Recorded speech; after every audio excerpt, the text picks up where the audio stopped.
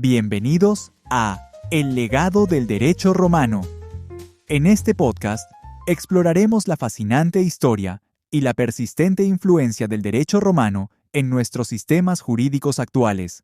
Soy Mauricio, su anfitrión, y hoy nos acompaña un verdadero experto en la materia, Rodrigo. Hola a todos, un gusto estar aquí. Mi nombre es Rodrigo y me dedico al estudio del derecho romano desde hace más de 15 años. Mi interés por este campo surgió durante mis estudios de licenciatura y desde entonces he tenido la oportunidad de investigar, enseñar y publicar sobre diversos aspectos de esta fascinante área del derecho. Rodrigo, para muchos el derecho romano puede parecer una reliquia del pasado, algo que estudiamos en la universidad y luego olvidamos. ¿Podrías contarnos por qué es importante estudiarlo hoy en día? ¿Cómo influye en nuestros sistemas jurídicos contemporáneos? Claro que sí, Mauricio.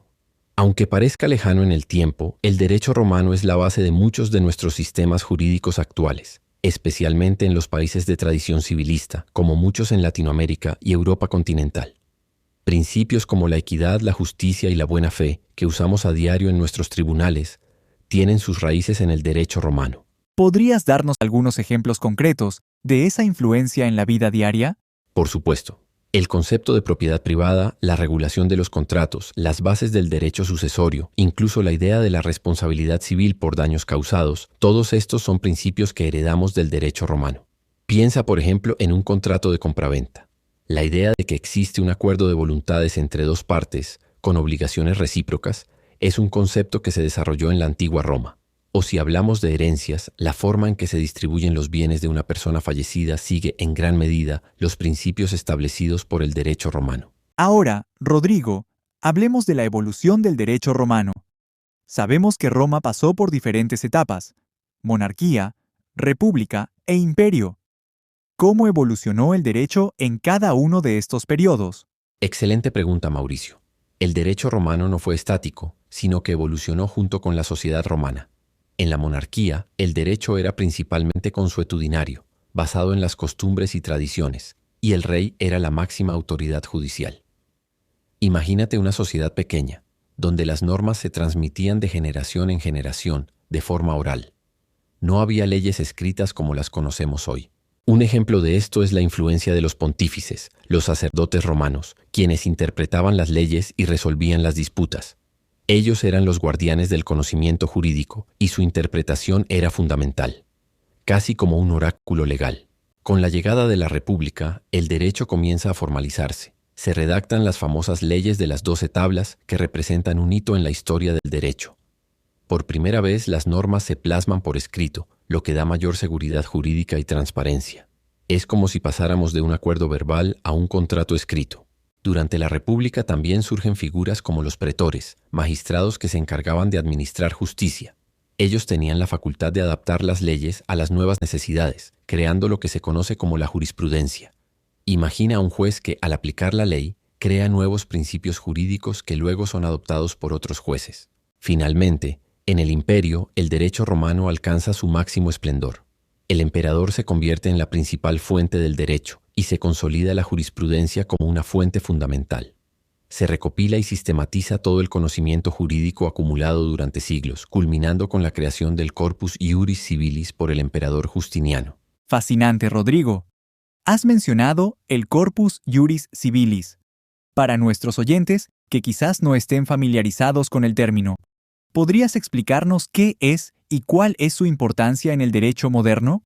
Claro que sí, Mauricio. El Corpus Iuris Civilis, o Cuerpo de Derecho Civil, es una obra monumental compilada por orden del emperador Justiniano I en el siglo VI. Imagina la tarea titánica de recopilar y organizar siglos de leyes y escritos jurídicos romanos. Eso es precisamente lo que representa el Corpus Iuris Civilis. Su importancia radica en que sistematizó el derecho romano, creando un cuerpo legal coherente y accesible. Esto no solo unificó el derecho en el Imperio bizantino, sino que también sentó las bases para los sistemas jurídicos de muchos países europeos y de otras partes del mundo. Incluso hoy en día, muchos de los principios y conceptos del derecho civil moderno tienen sus raíces en el Corpus Iuris Civilis. ¿Podrías contarnos un poco más sobre la estructura de esta obra? ¿Qué partes la componen? Por supuesto. El Corpus Iuris Civilis se divide en 4 partes principales: el Códex, el Digesto, las Institutas y las novelas. El Códex es una recopilación de leyes imperiales, como si fuera una colección de decretos presidenciales a lo largo de la historia. El Digesto, mi parte favorita, es una compilación de la jurisprudencia romana, es decir, las opiniones y escritos de los juristas más importantes de Roma. Es una mina de oro de sabiduría jurídica.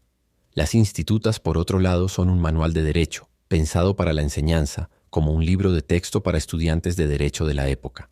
Finalmente, las novelas son las nuevas leyes promulgadas por Justiniano después de la publicación del Códex. Es impresionante cómo una obra de hace tantos siglos sigue siendo relevante.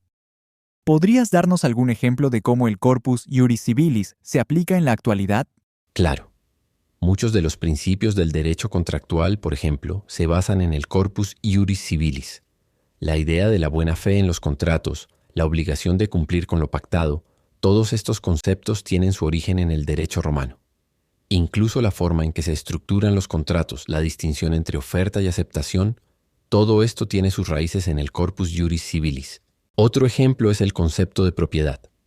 La idea de que una persona puede tener derechos exclusivos sobre una cosa, la posibilidad de usarla, disfrutarla y disponer de ella, todo esto se desarrolló en el derecho romano y se sistematizó en el Corpus Iuris Civilis. Así que, aunque no lo veamos a simple vista, el legado del Corpus Iuris Civilis sigue presente en nuestro día a día. Ahora, Rodrigo, hablemos de las fuentes del derecho romano. ¿De dónde provenían estas leyes y principios que han tenido tanta influencia? Buena pregunta, Mauricio. Las fuentes del derecho romano se dividen en dos categorías principales: las fuentes formales y las fuentes históricas. Piensa en las fuentes formales como los canales oficiales por los que se creaba el derecho, mientras que las fuentes históricas son los documentos y registros que nos permiten entender cómo se aplicaba e interpretaba ese derecho. Interesante. ¿Podrías explicarnos un poco más sobre cada una de estas categorías? Comencemos con las fuentes formales. La más importante, sin duda, era la jurisprudencia, es decir, la interpretación y aplicación del derecho por parte de los juristas. Estos expertos, a través de sus dictámenes y consejos, moldeaban el derecho romano. No eran leyes escritas en piedra, sino más bien un conjunto de principios y criterios que se aplicaban a casos concretos. Imagina a un grupo de sabios legales asesorando a los jueces y magistrados. Esa era la función de los juristas. Otra fuente formal era la costumbre, las prácticas tradicionales que por su antigüedad y aceptación general adquirían fuerza de ley. Piensa en las costumbres como las normas no escritas que regían la vida cotidiana en Roma. Luego tenemos las leyes votadas en los comicios, las asambleas populares. Aquí, los ciudadanos romanos participaban directamente en la creación del derecho. Es un ejemplo temprano de democracia participativa. También estaban los plebiscitos, decisiones tomadas por la asamblea de la plebe, que inicialmente solo afectaban a los plebeyos, pero que con el tiempo adquirieron fuerza de ley para toda la comunidad. Finalmente, tenemos los senadoconsultos, las resoluciones del Senado, que durante el Imperio adquirieron un papel legislativo muy importante. El Senado, como órgano asesor del emperador, tenía una gran influencia en la creación del derecho. Y en cuanto a las fuentes históricas, ¿qué nos puedes contar? Las fuentes históricas son los documentos y textos que nos han llegado desde la época romana y que nos permiten reconstruir su sistema jurídico. El ejemplo más importante es, por supuesto, el Corpus Iuris Civilis, del que ya hablamos. Pero también hay otros textos, como las Institutas de Gallo, un manual de derecho del siglo II, que nos ofrece una visión invaluable del derecho romano clásico. También existen colecciones de inscripciones, documentos legales, cartas y otros escritos que nos permiten entender cómo se aplicaba el derecho en la práctica. Es como si fuéramos detectives del pasado, recopilando pistas para reconstruir el sistema jurídico de la antigua Roma. Rodrigo, muchísimas gracias por compartir tu conocimiento con nosotros. Ha sido fascinante este recorrido por la historia y las fuentes del derecho romano. Realmente nos has dado una visión clara de su importancia y cómo sigue influyendo en nuestros sistemas jurídicos actuales. El placer ha sido mío, Mauricio. Espero que haya sido útil para la audiencia. Sin duda. Para nuestros oyentes que recién se inician en el estudio del derecho romano, recordemos algunos puntos clave. El derecho romano no es una reliquia del pasado, sino un conjunto de principios y estructuras legales que siguen vigentes en la actualidad. Desde la monarquía hasta el imperio, Roma desarrolló un sistema jurídico complejo y sofisticado que se adaptó a las necesidades cambiantes de la sociedad. El Corpus Juris Civilis, esa monumental obra de Justiniano, recopiló y sistematizó el derecho romano, y sigue siendo una fuente fundamental para el estudio del derecho.